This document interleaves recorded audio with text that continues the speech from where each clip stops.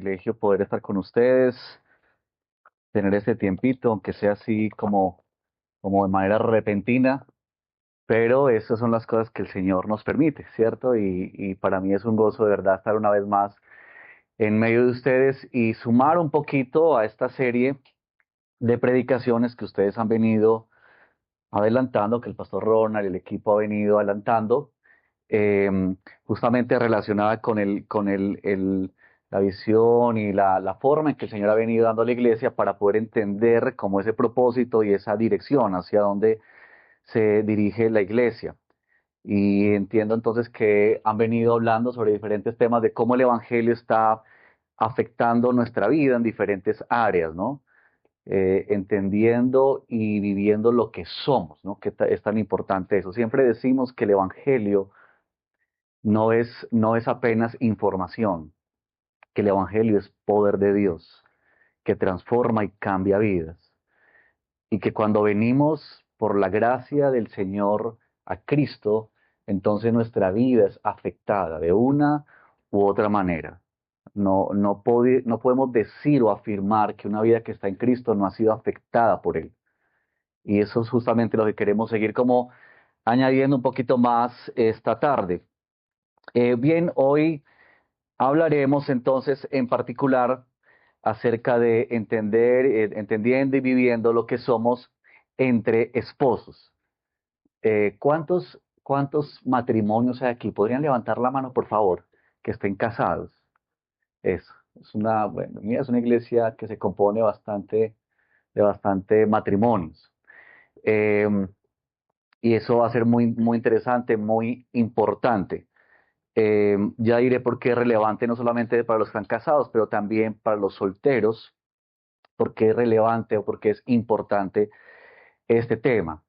Eh, Ustedes saben, y yo creo que estamos de acuerdo, no tendríamos que citar pues ni estudios, ni porcentajes o encuestas de esas, pero yo creo que ustedes y yo estamos de acuerdo en decir que en este tiempo el matrimonio sufre una crisis. ¿Están de acuerdo conmigo en eso?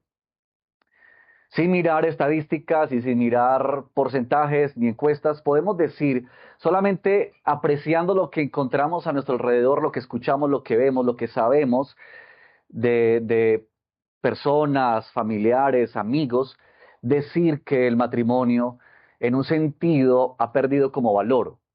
Es decir, como que de alguna manera ya no es tan importante. Y mucho de eso se ve reflejado, por ejemplo, en que los jóvenes hoy en día, un gran porcentaje de jóvenes, en lo último que piensan es en casarse.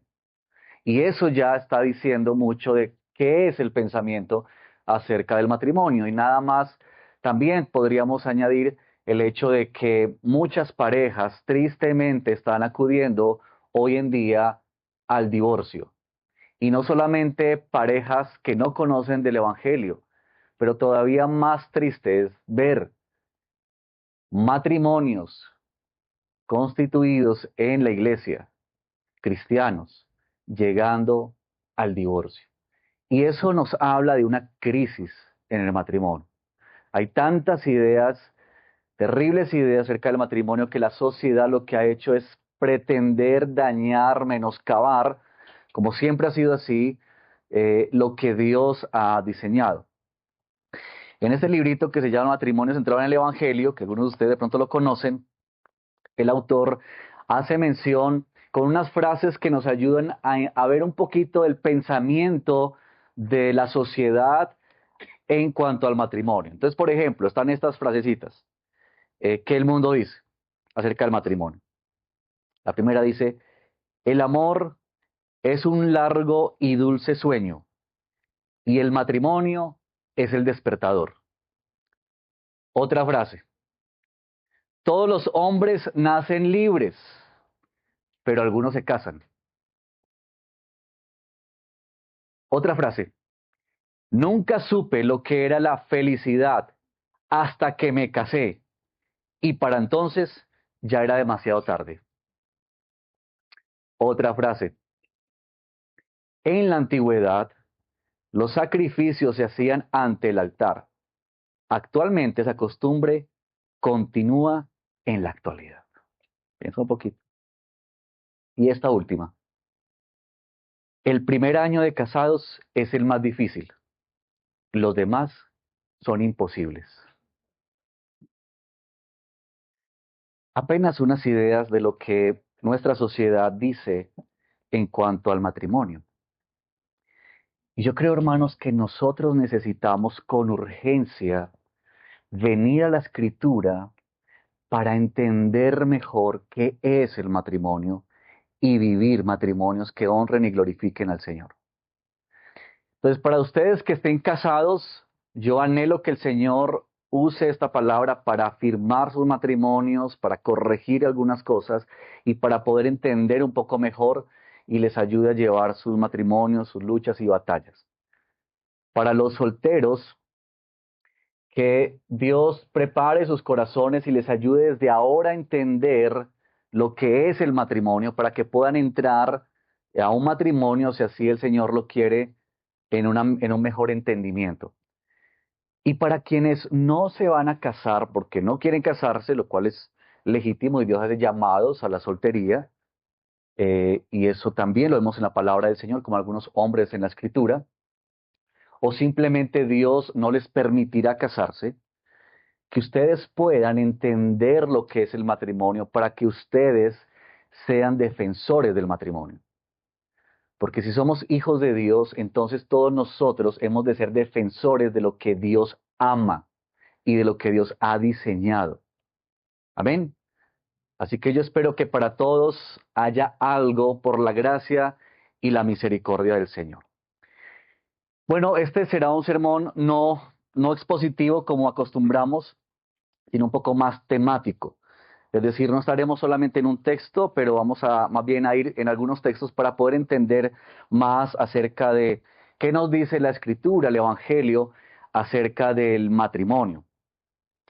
Yo quisiera comenzar diciendo o afirmando que en la Escritura el Evangelio nos muestra que que el matrimonio es mucho más que simplemente una unión entre dos personas que se gustan, que descubren un cariño, un amor, por alguna razón físico o por algún interés que compartimos o por diferentes razones que pueden haber, sino que la Biblia establece que el matrimonio es algo mucho más profundo, algo mucho más serio, algo mucho más relevante e importante para nuestra vida.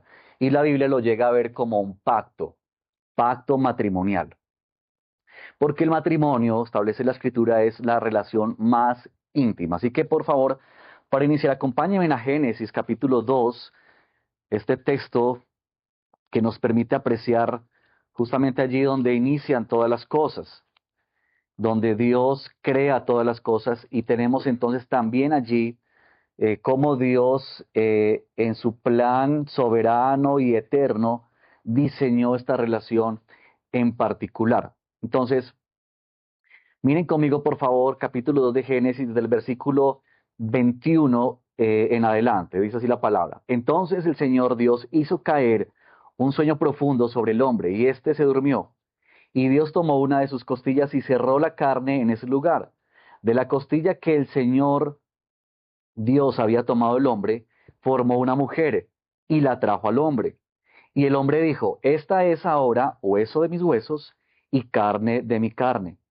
Ella será llamada mujer, porque del hombre fue tomada. Verso 24. Por tanto el hombre dejará a su padre y a su madre, y se unirá a su mujer, y serán una sola carne. Ambos, dice el autor, estaban desnudos, el hombre y su mujer, pero no se avergonzaban. Entonces, miren por favor aquí lo siguiente. En este texto yo quisiera llamar la atención sobre esta palabrita que está en el verso 24. El hombre dejará a su padre y a su madre y se unirá a su mujer. Esa palabra unir es muy importante, porque lo que Dios está haciendo ahí, o está estableciendo en esa primera relación, es una unión que se puede entender como la fusión de dos seres. De hecho, en la Escritura, Pablo llega a mencionar que ese es un gran misterio. Es un gran misterio, como la palabra dice, que dos personas llegan a ser uno solo. Es un misterio. Los que están casados ya por un tiempo o han andado con el matrimonio, comienzan a darse cuenta de eso, de lo que significa ser uno, que estamos juntos. No es solamente que compartimos una casa, no es solamente que tenemos unos intereses particulares o que nos hemos sumado en un proyecto juntos, sino que en realidad somos y llegamos a ser uno. Que eso se ve materializado y se ve más visible y tangible en la relación sexual, en la intimidad entre un hombre y una mujer, cuando literalmente en este diseño de Dios ellos se hacen uno, hombre y mujer.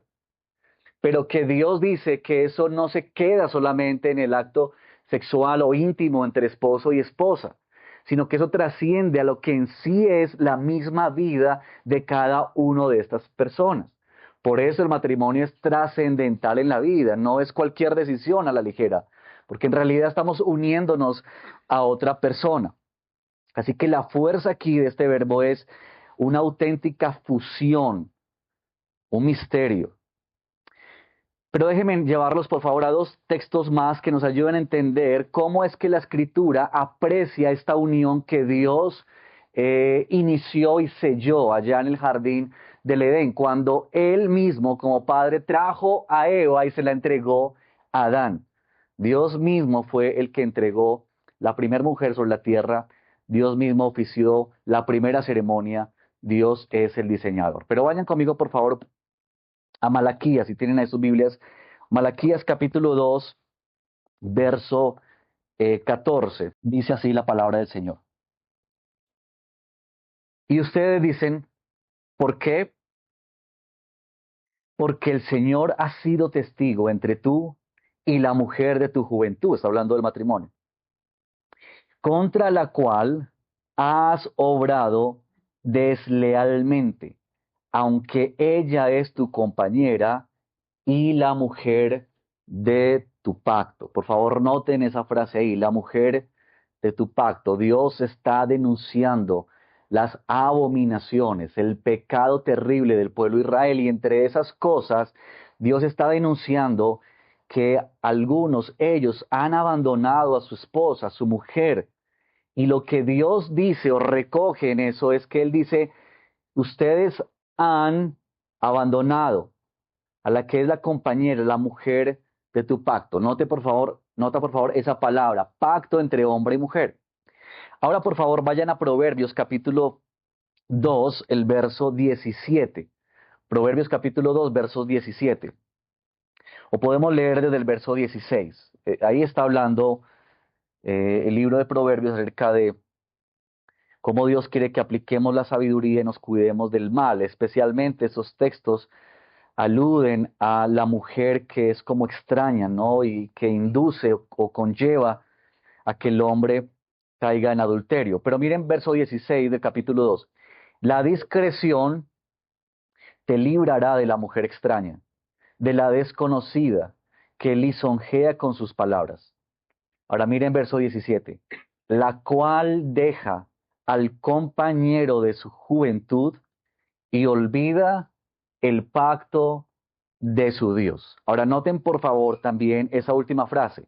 ¿Qué olvidan él? ¿Qué olvida él? O ella, perdón, aquí está ella. ¿Quién olvida ella? El pacto de su Dios. Y noten por favor que aquí hace referencia al pacto hecho delante de Dios con Dios. En Malaquías está hablando del pacto que se ha hecho entre él y ella. Y eso es muy importante porque lo que nos está comunicando es que esta relación de unión, de pacto matrimonial, tiene implicaciones horizontales, pero también verticales. Es decir, tiene implicaciones de compromiso, de establecer un vínculo mucho más profundo entre hombre y mujer, pero que ese vínculo o ese pacto o esa unión se hace no solamente entre hombre y mujer, sino que en términos de matrimonio se hace delante de Dios. Y no solamente que Dios es como un observador, como un testigo. Ustedes han ido a bodas, ¿cierto? En las bodas, ¿qué somos nosotros? ¿Los invitados qué somos? Testigos. Nos invitan a una boda, pues más allá de ir a comer, ¿cierto? Yo sé que cuando llega la invitación de la boda todos se alegran, ¿cierto? Porque qué va a haber de comida y qué va a ser el lugar y todo eso. Pero piensen en esto la próxima vez que los inviten a una boda. La razón por la que invitamos personas a una boda es porque vamos a hacer un compromiso, o los que se van a casar harán un compromiso y necesitan testigos, que otros puedan comprobar y decir, yo estuve en esa boda, yo escuché lo que se dijo allá, yo fui testigo de esa unión, yo fui testigo ahí, pude escuchar las palabras cuando ella se comprometió con él y cuando él se comprometió con ella. Así que eso somos, pero Dios es mucho más que un testigo. Dios no está ahí simplemente para ser un observador más, sentado en otra silla más, como cualquiera de nosotros. Dios es testigo, pero no solamente Dios es testigo, Dios entra en esa relación. Dios establece ahí que ese pacto entre ese hombre y esa mujer también está Él incluido. Eso es lo que nosotros afirmamos y declaramos en nuestras bodas cristianas. Dios está ahí. Esa es la importancia del pacto. Ahora, déjenme ahondar un poquito más en esa idea del pacto. En el pacto matrimonial se conjuga tanto el amor como la ordenanza. Y esto es, miren, para mí ha sido como tan interesante poder profundizar y entender más al respecto. Porque si ustedes se dan cuenta, en medio de nuestra sociedad, los jóvenes o la gente en general huye del matrimonio, muchas veces por la razón de que no quieren asumir un compromiso. Yo, por ejemplo, he escuchado y he hablado con personas que están viviendo en unión libre.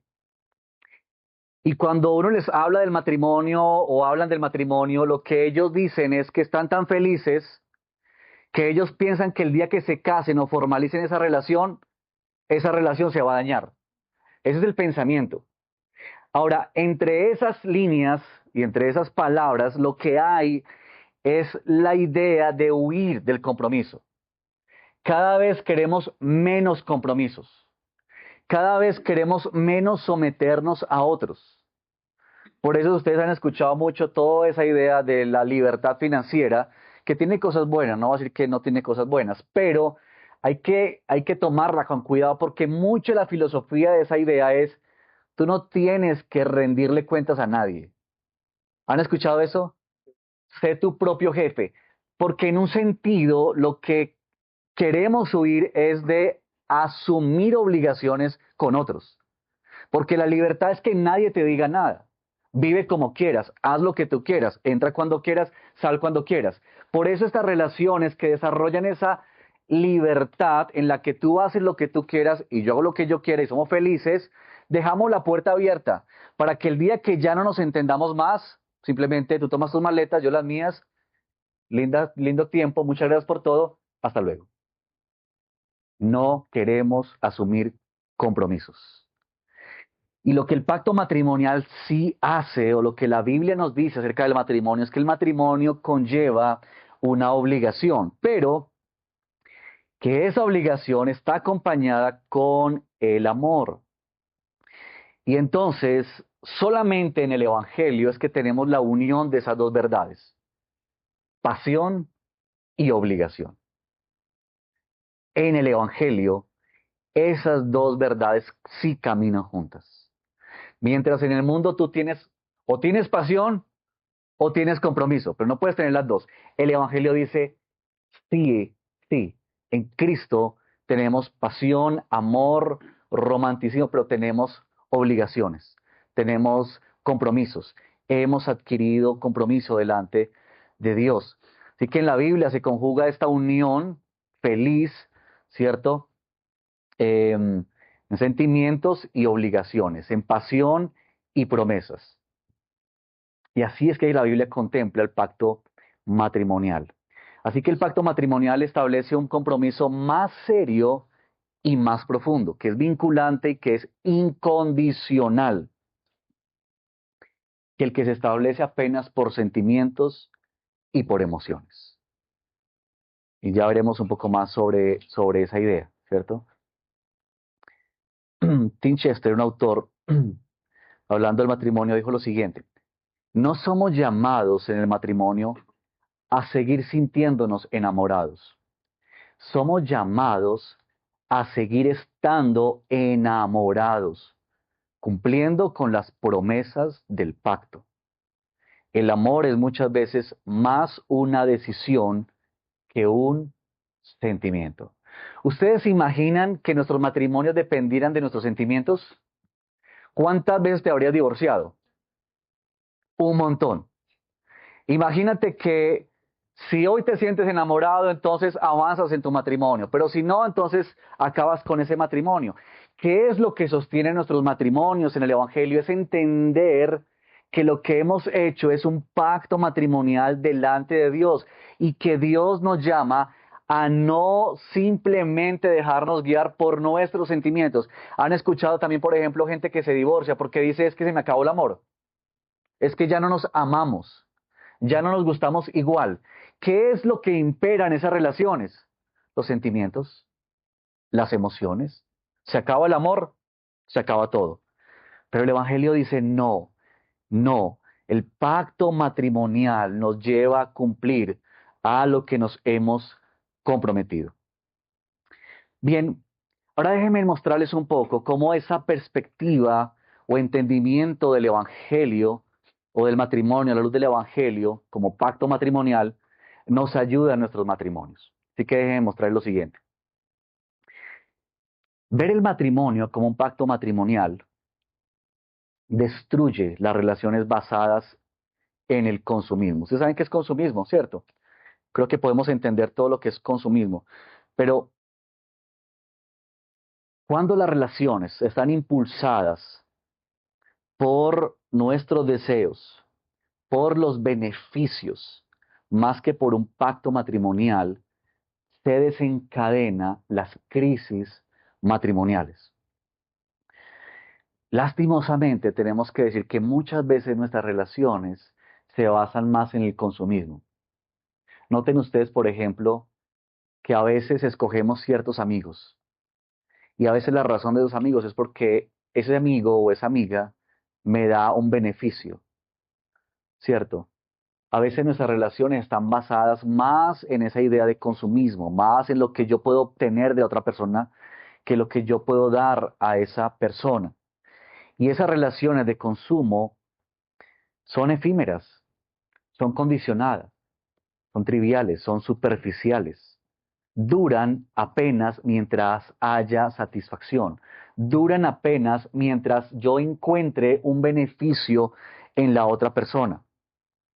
Mientras el otro tenga algo que ofrecerme, entonces esta relación puede funcionar. Pero en cuanto yo no siga obteniendo beneficios, entonces se termina. ¿Para qué estamos juntos? Y sin darnos cuenta, muchas veces estas ideas del mundo y filosofías y pensamientos se introducen en nuestros matrimonios y en nuestras relaciones. Así que muchas veces la tendencia es al trueque, ¿no? Tú me das algo, yo te doy algo. El intercambio de favores en las diferentes áreas. Entonces, por ejemplo, estamos en un matrimonio por el beneficio de la belleza, ¿no? Por el beneficio de la belleza. Entonces, ahí estamos, nos hemos casado por la atracción física, porque esta mujer es la mujer más linda o este hombre es más lindo, y ahí estamos. ¿Y qué sucede cuando esa belleza comienza a irse?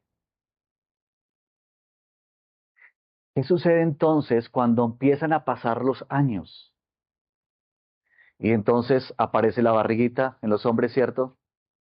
Perdemos el cabello o se nos vuelve blanco el cabello, perdemos la figura atlética que teníamos. ¿Qué sucede entonces? O cuando la mujer comienza a perder su belleza, porque mujeres van a perder la belleza. Sepan eso, la belleza se va, la belleza se va. A mí saben que me impresiona mucho, yo no sé si ustedes, pues yo no sé, me ha pasado a mí que, que uno crece con ciertos personajes de la farándula, ¿no? Y ahora con todo eso de redes y video y todo eso, empieza uno a ver a esos personajes que cuando uno era joven o chico, adolescente, eran los más bellos y las más bellas. Y de pronto aparecen videos donde ya, no sé, tienen una cantidad de años que uno no los ha vuelto ni a ver y los ve ahí. Y yo no estoy en la espada, pero yo pienso, qué increíble cómo pasa el tiempo y pasa factura. Es decir, este era el galán de ese tiempo, pero es que mira cómo está, ni rastro de lo que era. Este era el que las mujeres se derretían cuando lo veían. O esta mujer era la mujer que era pues el sueño de todos los varones, de todos los chicos. Y ahora está en esta condición. Hermanos, la belleza se termina.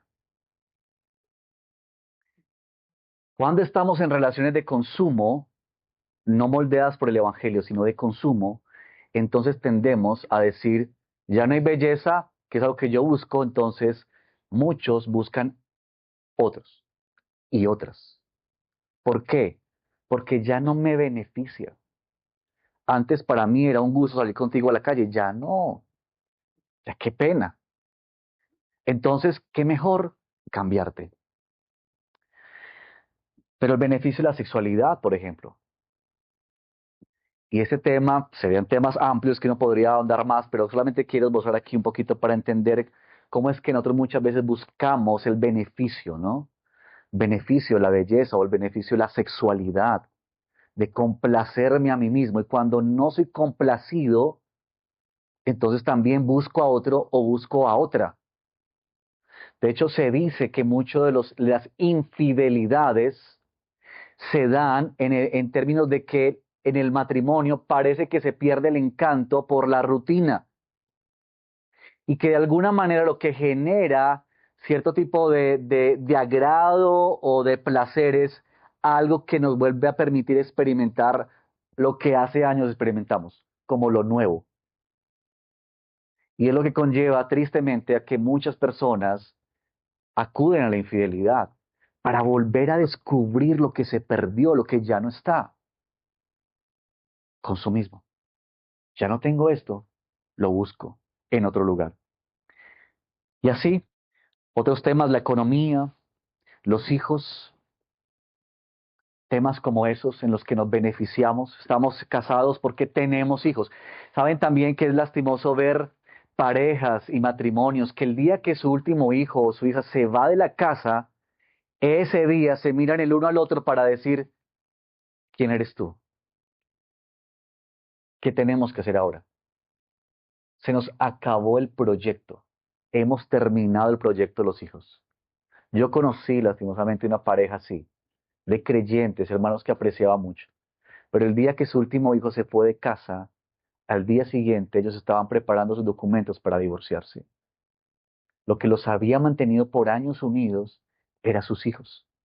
Ellos querían que sus hijos tuvieran papá y mamá juntos, pero el día que más no estuvieron, ese día no había de qué más hablar. Eso es lastimoso, beneficio uno al otro. Así que el pacto matrimonial rompe con la lógica de las relaciones de consumo de muchas maneras.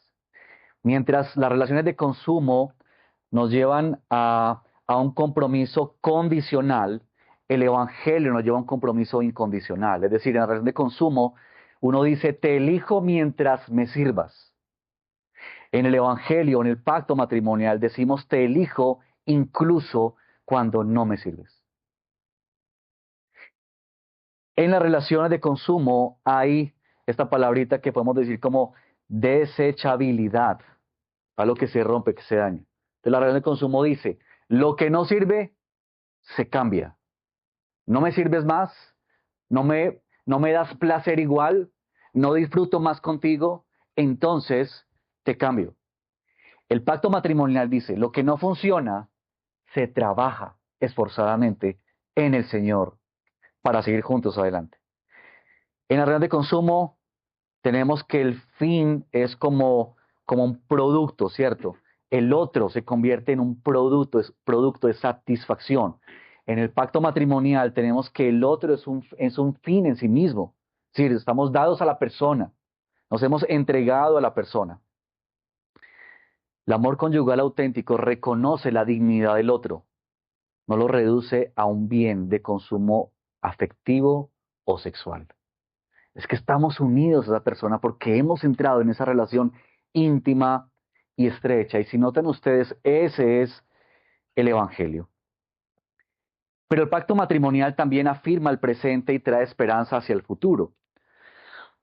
Un autor, Chesterton, sostenía lo siguiente: cuando nos enamoramos, tenemos una inclinación natural no solo a expresar nuestros afectos, sino también a hacer promesas. A ver, ¿quiénes de ustedes recuerdan, los casados, cuando estuvieron, o están, espero que sigan enamorados los casados, ¿no? Que sigan enamorados, pero en ese tiempo de noviazgo, de romanticismo, si alguno está en eso, ¿recuerdan ustedes que no era solamente suficiente con decirle a la persona te amo? Lo que este autor dice es que, en un sentido, el pacto matrimonial nos conlleva no solamente a expresar cuánto amamos a la persona, sino que nos lleva naturalmente a hacer promesas, promesas. Por eso es que en los noviazgos hay tantas promesas. Te voy a bajar la luna y las estrellas, ¿cierto? Jamás haré tal cosa. Yo nunca me enojaré, ¿cierto? Yo nunca haré tal cosa. Yo siempre estaré contigo, nunca. Es decir, en un sentido, el afecto que sentimos profundamente por la otra persona naturalmente nos conduce a expresar promesas. Manos, miren, eso es muy importante y eso es muy profundo, porque en realidad el amor se expresa a través de ese tipo de vínculo, a través de las promesas. Vayan conmigo, por favor, rápidamente a Cantares, capítulo 8, verso 6. Cantares, capítulo 8, verso 6. Y noten ustedes aquí lo que vamos a ver. Cantares, capítulo 8, verso 6 en adelante. Ustedes ven que en las Biblias está como el diálogo entre el esposo y la esposa. Este es un libro muy bello que habla del matrimonio. Es como un poema, ¿cierto? Una declaración de amor del uno al otro. Es precioso, con mucha simbología. Pero miren lo que dice la esposa en el verso 6. Ponme como un sello sobre tu corazón, como un sello sobre tu brazo, porque fuerte como la muerte es el amor, inexorables como el Seol los celos, sus destellos son destellos de fuego, la llama misma del Señor.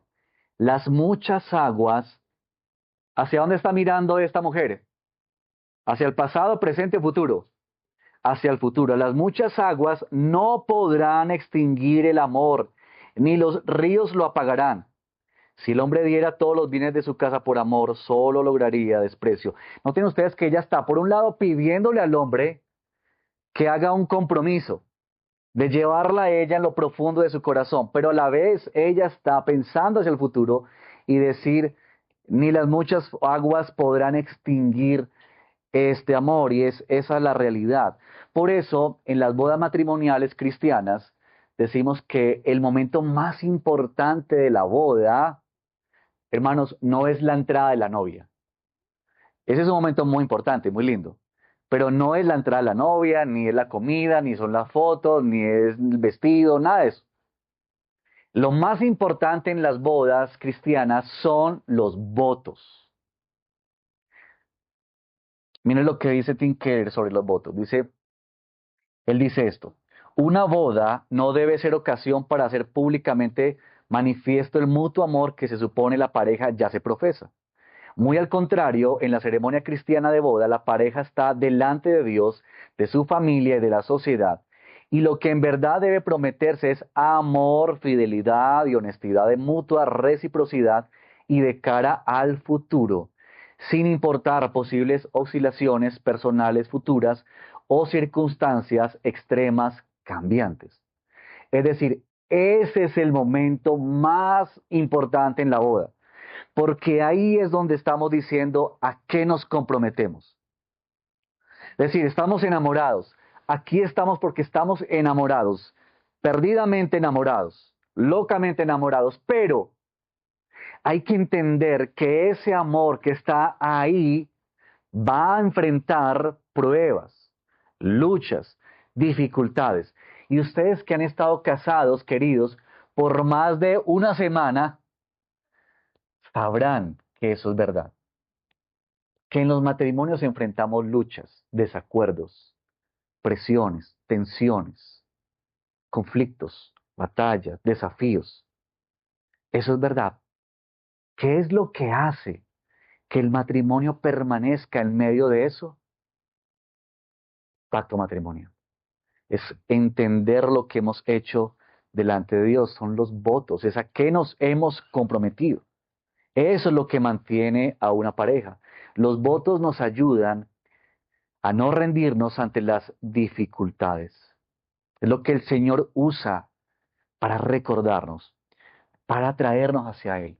Por eso portamos los matrimonios, llevamos una argolla en nuestra mano, porque queremos recordar permanentemente qué fue lo que hicimos, qué fue lo que dijimos, a qué nos comprometimos. Y si ustedes se dan cuenta, eso ya de por sí va en contracultura de esta sociedad. Porque mientras la sociedad te dice, ya no estás más enamorada, divórciate, eres libre, la vida es para disfrutarla. ¿Qué vas a estar amargada con un tipo que te ama? O al hombre también le dice lo mismo.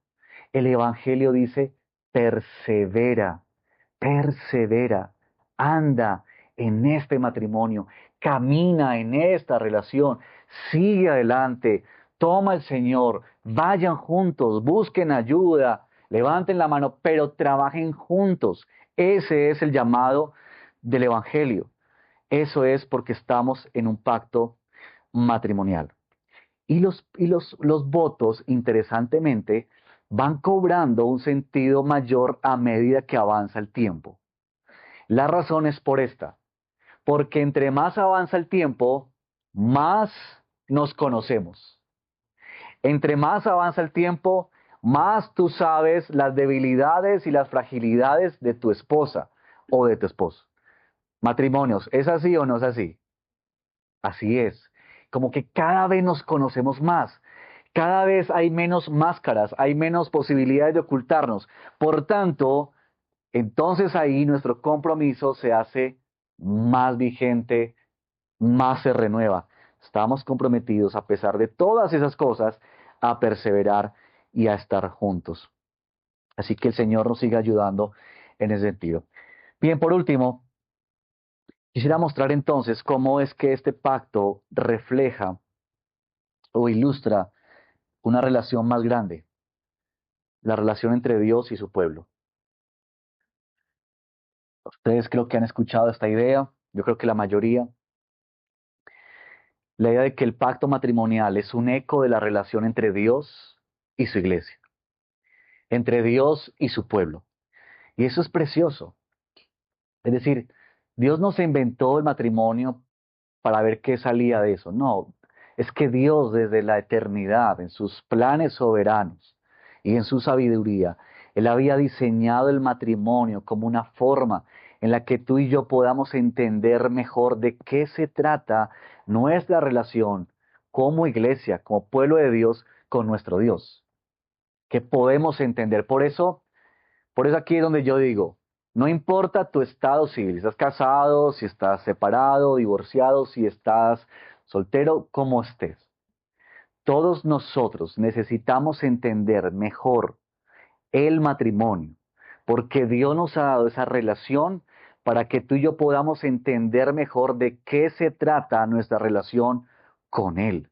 Por eso en la Biblia, a lo largo de la Escritura, se habla de que Dios, ¿cierto?, ha tomado a su pueblo para sí como su novia. Y eso se ve más evidente en el Nuevo Testamento. La idea de que Dios, ¿cierto?, en Cristo ha hecho este compromiso, ha hecho esta relación. El matrimonio siempre tuvo la intención de ser un cuadro de la relación entre Cristo y su iglesia. Dios lo diseñó para que tú y yo podamos entender cómo es que Él nos ama y cómo es que Él espera que tú y yo nos relacionemos con Él. Así que nuestra fidelidad en el matrimonio sigue la fidelidad de Dios hacia nosotros. En otras palabras, podríamos decir que el matrimonio sigue el modelo del compromiso de pacto de Cristo con su iglesia. Ustedes recuerdan que Jesús tomó la cena con sus discípulos, ¿se acuerdan? Y que ahí Jesús dijo, este es nuevo pacto. Lo que él estaba haciendo ahí estaba comprometiéndose con su iglesia como el esposo. para decir, yo ahora estaré con ustedes. Ustedes son míos. Y yo hago este compromiso que fue a través de entregar su propia vida en la cruz para sellar este pacto. Y lo hermoso de eso es que nos asegura a ti y a mí que a pesar de nuestra infidelidad, nuestro Dios no nos desecha. Él no nos abandona, sino que Él sigue cumpliendo sus votos. Él sigue cumpliendo su compromiso. Ustedes recuerdan la historia de Oseas, ¿cierto? Bella historia de Oseas. Uno lee y lee y lee esa historia y sigue impactando el corazón. Pero ustedes recordarán, y para quienes no, que Oseas, siendo un profeta de Dios, Dios lo envía al pueblo para que en él personifique, ¿cierto? El mensaje que Dios quiere comunicarle. Dios hizo algunas veces eso, no solamente voz audible, comunicando una reprensión o denunciando algo. A veces Dios usó figuras, metáforas vividas para que pudiesen entender mejor de qué Dios quería hablar. Y Dios le dijo a este profeta Oseas que se casara con una prostituta. Y la razón de que Dios le dijo eso es porque Dios quería que el pueblo entendiera que así es como Israel se ha comportado con Dios. Pero que a pesar de que esta mujer es una prostituta, hay alguien, hay un hombre que quiere acercarse a ella para desposarse con ella y para mostrarle su amor. Lo impactante de esa historia es que Oseas toma a esa mujer y ellos tienen unos hijos. Pero después de eso, esa mujer vuelve y se va. Y se va tras sus amantes. Y yo no sé cómo será eso la infidelidad. Yo no sé. Yo le pido al Señor cada día, guárdanos, Señor, en tu misericordia la infidelidad. Pero creo que quienes han tenido que vivir eso debe ser muy amargo. Y muy sentirte que el ser que tú amas te ha cambiado por otro. Te ha dejado por otra o por otro. ¿Cómo se sentirá eso en el corazón? Imagínate lo que Oseas experimentó cuando él amó a esa mujer y esa mujer, viendo todo, se va otra vez tras sus amantes, a estar con sus amantes. Y en esa historia dice que Oseas, Dios le dice a Oseas que esté pendiente y cuidando de ella. Así que Oseas era el que le enviaba para la cremita, para el cuerpo, le daba para sus cosas personales. Y un día Dios le dice, Oseas, vuelve y busca a esa mujer y vuelve a desposarte con ella. ¿Ustedes se imaginan eso? Y lo que Dios está haciendo ahí es que Dios le está diciendo a Oseas y al pueblo, aunque ustedes han sido infieles y perversos, corruptos en su relación conmigo y me han tratado y me han pisoteado de tal forma tan miserable, Dios les dice, yo recuerdo mis votos, yo me comprometí contigo y te volveré a traer hacia mí. Por eso hay una parte bella en el capítulo 2 que dice que yo la llevaré al desierto y la volveré a seducir y la cautivaré y ella volverá a ser mía. ¿Saben qué es lo interesante en Oseas? Que Dios le había dicho al pueblo, ustedes ya no son más mi pueblo. De hecho, el nombre de los hijos tienen esa idea, significan eso. Ya no son más mi pueblo y no tendré más compasión de ustedes. Pero en el capítulo 2 cambia el asunto. Y lo que Dios dice es, ustedes volverán a ser mi pueblo, yo me compadeceré otra vez de ustedes y yo seré su Dios, su esposo. Lo bello en Oseas es que Dios está mirando hacia el futuro y está mirándonos a nosotros. Es decir, que nosotros por la gracia y la obra de Cristo venimos a ser parte de esa novia. Somos ahora su iglesia. Somos ahora la que está comprometida con Él, a quien se le ha dado compromiso nada más y nada menos que por el Hijo de Dios. Él mismo se ha comprometido con nosotros. Y lo que Él está diciendo allá es, yo volveré a casarme con ella, yo volveré a desposarla a ella y entonces será uno conmigo. ¿No te parece hermoso que Oseas esté pensando en nosotros? Que la palabra esté pensando hacia el futuro, en ti y en mí. Así que queridos, esta es la hermosura del matrimonio. Esto es lo bello del matrimonio. A esto es lo que Pablo se refiere cuando dice que es un misterio. Es un misterio. Pero Dios nos llama a que tú y yo podamos vivir el Evangelio en medio de esta relación. Que el Señor así nos ayude. Termino con esta cita de John Piper. Dice lo siguiente. Permanecer casado, por lo tanto, no se trata principalmente de permanecer enamorados. Se trata de guardar el pacto hasta que la muerte nos separe o mientras vivamos los dos. Es una promesa sagrada de pacto, de la misma clase que Jesús la hizo a su novia cuando murió por ella. Esposos y esposas que están aquí hoy, ustedes escuchándome, recuerden esto, recuerden esto. Lo que tú has hecho, lo que un día hiciste en un altar, tiene implicaciones tan serias para ti y para mí. Y es urgente que tú y yo podamos entender mejor de qué se trata.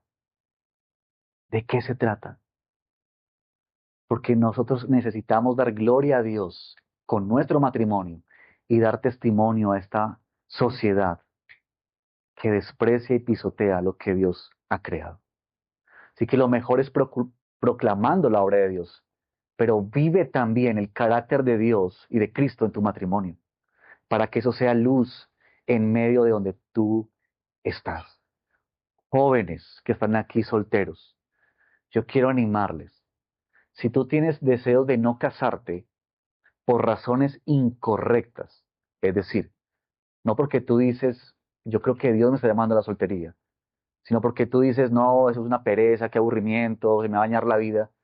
Yo te quiero animar a que tú profundices sobre lo que significa el matrimonio y traigas esas ideas que no son de la escritura, que son más de esta sociedad, de este mundo, y tú puedas confrontar eso delante del Señor. Y aquellos de ustedes que Dios les está llamando a quedarse solteros, entonces sean defensores del matrimonio. Miren, Pablo no se casó y Pablo habló del matrimonio. Efesios, allá en el capítulo 5, Pablo nos habla del matrimonio. Un hombre que fue guiado por el Señor a quedarse solo, pero que él entendió el matrimonio, aunque no era casado. Así que ustedes que están solteros y que no se quieran casar, no piensen que ese es un tema que ustedes simplemente dicen, esto no es conmigo. No, eres llamado a entender mejor el matrimonio para que tú entiendas en primer lugar la relación entre Dios contigo, pero para que tú seas un defensor del matrimonio, porque el matrimonio es diseño de Dios. Y si Dios creó el matrimonio, y si Dios ama el matrimonio, nosotros que amamos a Dios, entonces debemos ser defensores de lo que Él ama. Amén. Bueno, ¿qué tal si oramos para finalizar y damos gracias al Señor por este tiempo, por su palabra? Así que cierra tus ojos ahí donde estás. Quiero animarte a que puedas pensar en lo que hemos hablado. El Evangelio tocando las áreas de nuestra vida. Piensa en eso. Piensa en eso, por favor. Matrimonio tocando las áreas de nuestra vida. Piensa en cómo el Señor, a ti que estás casado, casada, te está llamando a recordar tu compromiso delante de Él, en esos votos, en ese pacto matrimonial. Piensa cómo tu matrimonio está siendo un testimonio en tu vecindario, en tu trabajo, en tu familia. ¿Qué luce? ¿Cómo luce tu matrimonio? Ruega al Señor ahí donde estás, que el Señor te ayude a vivir esta relación para la gloria de Dios. Solteros, oren al Señor en este momento. Si hay ideas incorrectas en la vida, si hay pensamientos que han venido que no son propios de la Escritura, sino que provienen de un mundo caído, que destruye, que daña. Yo quisiera animarte que tú puedas traer esos pensamientos delante de Dios. Tú puedas pedir, Señor, dame un mejor entendimiento del matrimonio. Aunque tú puedas poner delante del Señor esta pregunta, Señor, ¿tú quieres que yo me case? ¿Es este un plan para mi vida? ¿O tú quieres que yo permanezca en la soltería y honrarte a ti desde esa realidad que es legítima, que es honorable, que es honrosa delante de ti, pero que en medio de todo eso, queridos, nos une algo? Anhelamos profundamente que el Evangelio tenga efectos en nuestra vida. No queremos solamente información, no queremos acostumbrarnos a una reunión religiosamente o hacer prácticas religiosas. Necesitamos que el Evangelio traspase nuestro corazón, transforme nuestra vida, corrija. Señor, aquí estamos como tu pueblo, tus hijos e hijas, rogando, Señor, que tu palabra nos ayude a reorientar y corregir las ideas, los pensamientos equivocados referente al matrimonio. Quizá nosotros nos hemos dejado inducir por filosofías, por pensamientos humanos, y necesitamos volver a tu palabra, volver al Evangelio. ¿Qué nos dice? ¿Cómo fue? ¿Cuál es el diseño? Ayúdanos, Señor, por favor. ¿Cuánto necesitamos, Padre? ¿Cuánto necesitamos que tú vengas a nosotros para hacer cosas nuevas? Para que nuestro corazón sea rendido ante ti, podamos ver la gloria de tu obra en nosotros, a través de Cristo aplicada por el Espíritu Santo.